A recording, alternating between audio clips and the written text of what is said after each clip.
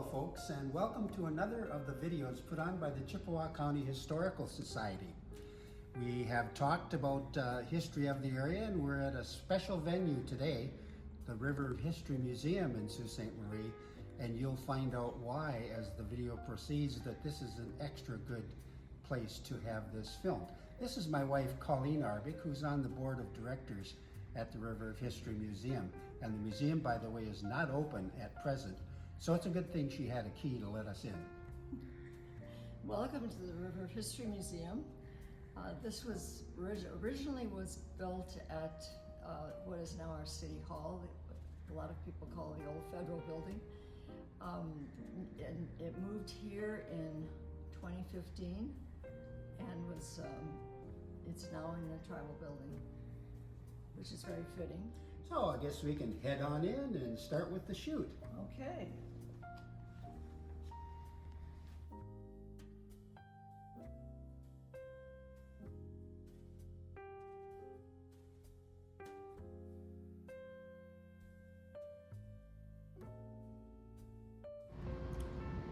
Sugar Island, the cradle of the Sioux tribe.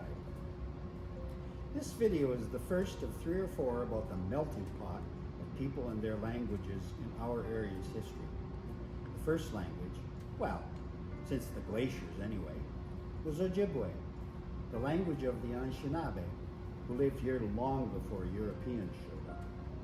After that momentous arrival, the population was changed by immigrants from many nations. But I want to concentrate for now on the descendants of the group of Anishinaabe who arrived here so long ago. My family lived on Sugar Island when I was born, and for my first 3 years, it was Sugar Island air that I breathed and Sugar Island water that I drank.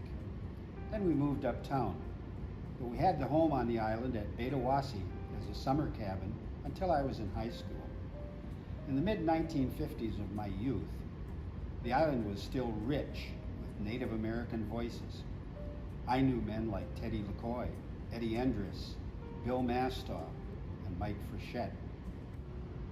I shared my draft of this script with an islander and friend, Art Layton.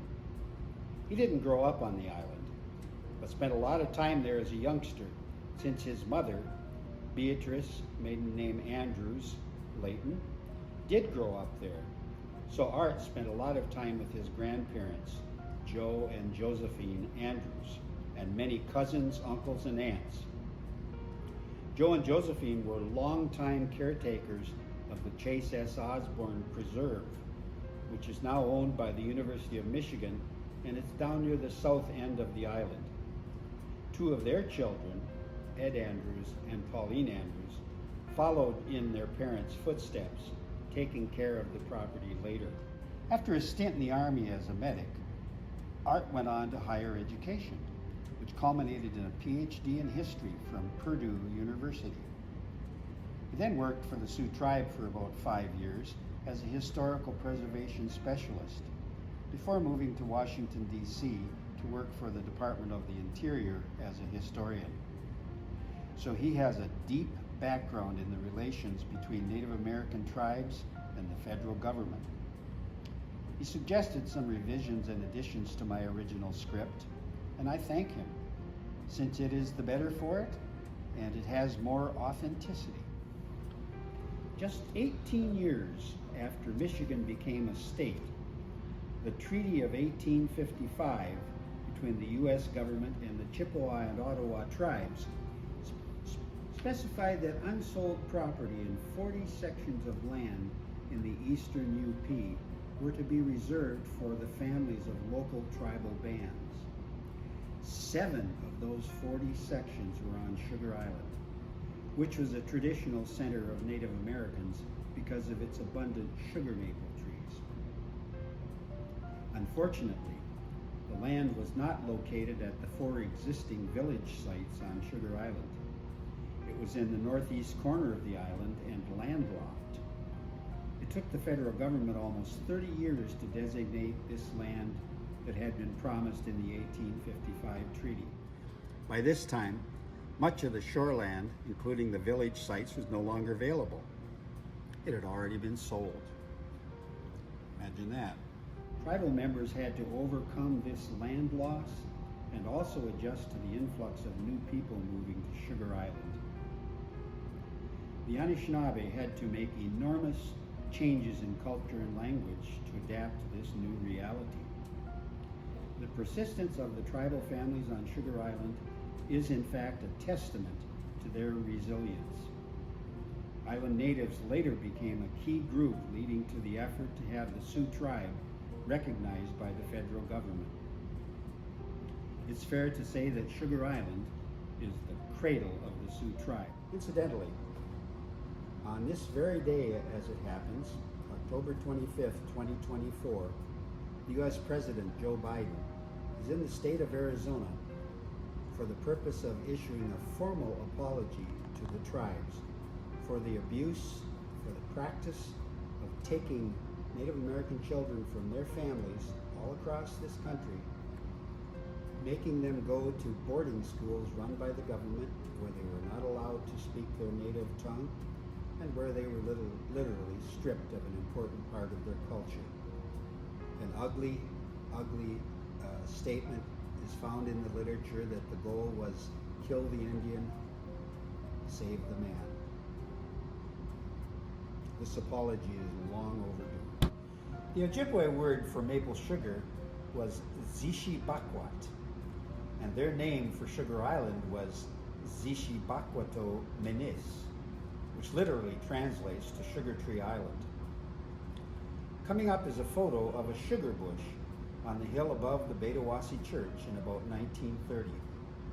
I got this picture from a woman named Mary Murray, who is third from the right in the image. Her parents, Louis and Marianne Hatch, are the first two on the left. I'm going to have more to say about Mary later on in this video. Maple sugar was very important to the native diet and culture. It provided a calorie-dense food article that kept well throughout the year. It was easy to transport, and it could be used as a flavoring, much as salt is used today. You might have heard the name Henry Schoolcraft.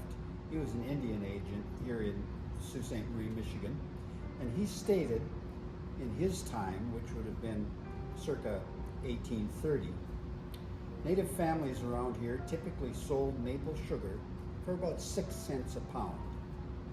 And some families earned as much as $150 in a season, which would indicate a huge harvest of over a ton of sugar. In fact, I did the math thinking how much maple sap would that take? And I used the rule of thumb, 40 gallons of sap to make 1 gallon of syrup, which is roughly 10 pounds of maple sugar if you kept going a little longer. That works out to be around 7,500 gallons of sap that one of these families would have collected in order to make that much sugar. Pretty impressive. The next image shows 5 native men, probably taken in 1881. Standing are John Boucher and Louis Cadotte. Seated are Edward Shawano, Charles Caboggum, and John Gurno. Caboggum was born in the Sioux, but he spent most of his adult life in Marquette. These 5 men were some of the tribal leaders of the Anishinaabe villages that remained in the eastern Upper Peninsula. The occasion for the picture was the expectation that all 5 men would be witnesses on behalf of Charlotte Caboggum, who had a lawsuit against the Jackson Mining Company in the Marquette area. Her father, Margie Gishik, was instrumental in the mining company's discovery of iron deposits that became the Marquette Range. Boucher, Shawano, and Gurno are all names associated with Sugar Island. Louis Cadotte's image puts me in mind of a native scout searching the horizon for signs of trouble. The Cadotte name deserves to be much better known in Sioux history. Louis is descended from Jean-Baptiste Cadotte of Quebec, who settled here in about 1750. I think Jean-Baptiste can be said to have been the first non-native man who truly made this area his home. 40-odd years before the much better known John Johnston arrived.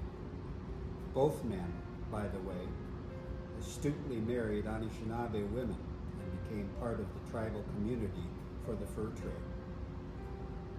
And here's a prize-winning photograph from the late 1800s by photographer William Bell. And the image shows Chief Wabakeke, which apparently translates to White Hawk, from Sugar Island. When I think of a wise old man, this image easily comes to mind. The next two photos show Mary Hatch Murray again. In the first, she's 13 years old, sitting with her uncle, Dan Perrow. The Perrows built the Indian mission of St. Joseph under the direction of Bishop Frederick Baraga on Sugar Island. This was on the Lake George side of the island, near a small island out in the lake called Gem Island. And there was a concentration of Anishinaabe on Sugar Island at that spot. Mary was extremely helpful to me as I wrote my book about Sugar Island. Among other things, she was what I call a saver. She lent me several photographs and documents to use. For example, something I didn't even know, but my father ran for township treasurer in the late 1930s, and she had a ballot. She showed it to me with my dad's name on it. I think he got elected, but I'm not sure. Mary was very proud of her native heritage and proud of the fact that her mother, Mary Ann Perrow Hatch, had the distinction of having been baptized by Bishop Frederick Baraga. Mary once testified in front of a U.S. Senate committee, most likely about obtaining funding for a local tribal project. She was part of the recognition efforts for the Sault tribe that began in the 1930s on Sugar Island. She was instrumental in helping the Sault tribe become federally recognized, and that happened in the mid-1970s. And there's a Sault Tribe Cultural Center on Sugar Island named after Mary. It's located on part of the Murray Farm that was donated by her family to the Sault tribe. The center promotes Anishinaabe traditions and language. The next image shows a Jesuit priest, Father William Gagnier, at the Sacred Heart Church at Betawasi on Sugar Island, following the baptism of the infant Betty Lou Phillips. Holding the child is her godfather, Fred Hatch, and on the left is the child's godmother, Polly Cadott. Art Layton, whom I mentioned earlier, told me that Polly was his great-grandmother by marriage. Art's great-grandfather, John Tabishkogijik Andrews, married Polly after his first wife, Charlotte Nawakogijik Captain, died as a young woman. Art's grandfather, Joe Andrews, was quite young when his mother died. Incidentally, Charlie Andrews, whose portrait is on the cover of my book, Sugar Island Sampler, is Joe Andrews' older brother and hence Art's great uncle. The final image shows the legacy of the Ojibwa presence is still heavily evidenced in our population. Of all counties in the state of Michigan, Chippewa County has the second highest percentage of people who self-identify as Native American at 16.1%. That's about 1 in 6 of us, by the way. Only Mackinac County has a higher percentage at 16.6%. Baraga County comes in third at 9.3%, and none of the other counties are anywhere close. I don't pretend to know anything about the Ojibwe language, which would have been the mother tongue of Joe and Charlie Andrews, Mary Murray, Dan Perrow, and indeed virtually all the people pictured in this video. But I'm glad you watched, and say thank you, or in Ojibwe, miigwech.